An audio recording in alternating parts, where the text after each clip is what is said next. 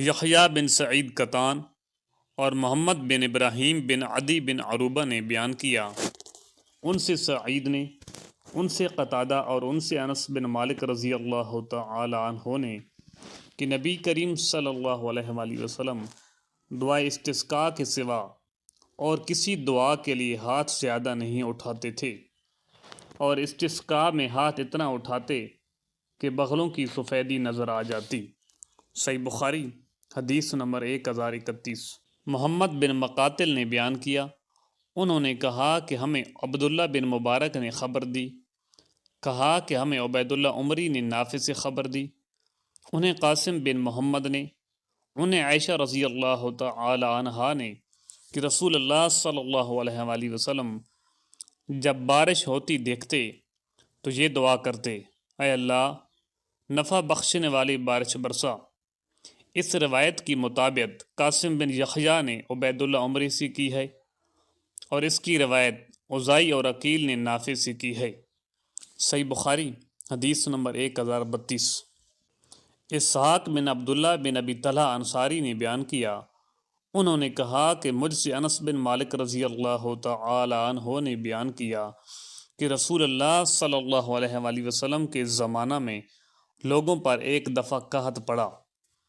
انہی دنوں آپ صلی اللہ علیہ وآلہ وسلم جمعہ کے دن ممبر پر خطبہ دے رہے تھے کہ ایک دیہاتی نے کھڑے ہو کر کہا، یا رسول اللہ صلی اللہ علیہ وآلہ وسلم جانور مر گئے اور بال بچے فاقے پر فاقے کر رہے ہیں، اللہ سے دعا کیجئے کہ پانی برسائے۔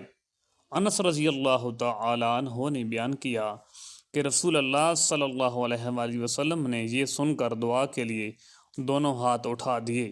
آسمان پر دور دور تک ابر کا پتہ تک نہیں تھا، لیکن آپ کی دعا سے پہاڑوں کی برابر بادل گرجتے ہوئے آ گئے۔ ابھی حضور اکرم صلی اللہ علیہ وآلہ وسلم ممبر سے اترے بھی نہیں تھے کہ میں نے دیکھا کہ بارش کا پانی آپ کی داڑھی سے بہہ رہا ہے۔ انس نے کہا کہ اس روز بارش دن بھر ہوتی رہی، دوسرے دن، تیسرے دن بھی، اور برابر اسی طرح ہوتی رہی۔ اس طرح دوسرا جمعہ آ گیا، پھر یہی بدوی یا کوئی دوسرا شخص کھڑا ہوا اور کہا کہ یا رسول اللہ صلی اللہ علیہ وآلہ وسلم کثرت باران سے عمارتیں گر گئیں اور جانور ڈوب گئے، ہمارے لیے اللہ تعالیٰ سے دعا کیجیے۔ چنانچہ رسول اللہ صلی اللہ علیہ وآلہ وسلم نے پھر دونوں ہاتھ اٹھائے اور دعا کی، اے اللہ ہمارے اطراف میں برسا اور ہم پر نہ برسا۔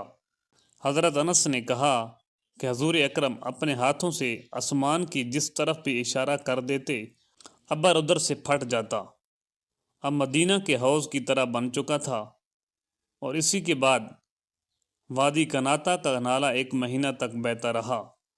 حضرت انس نے بیان کیا کہ اس کے بعد مدینہ کے ارد گرد سے بھی جو بھی آیا اس نے بھی خوب سیرابی کی خبر سنائی۔ صحیح بخاری حدیث نمبر 1033۔ سعید بن ابی مریم نے بیان کیا، انہوں نے کہا کہ ہمیں محمد بن جعفر نے خبر دی، انہوں نے کہا کہ مجھے حمید طویل نے خبر دی، اور انہوں نے انس بن مالک رضی اللہ تعالی عنہ سے سنا، انہوں نے بیان کیا کہ جب تیز ہوا چلتی تو حضور اکرم صلی اللہ علیہ وآلہ وسلم کے چہرہ مبارک پر ڈر محسوس ہوتا تھا۔ صحیح بخاری حدیث نمبر 1034۔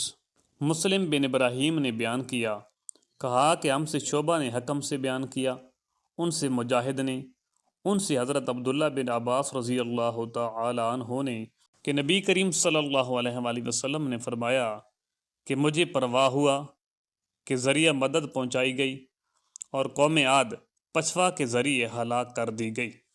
صحیح بخاری حدیث نمبر 1035۔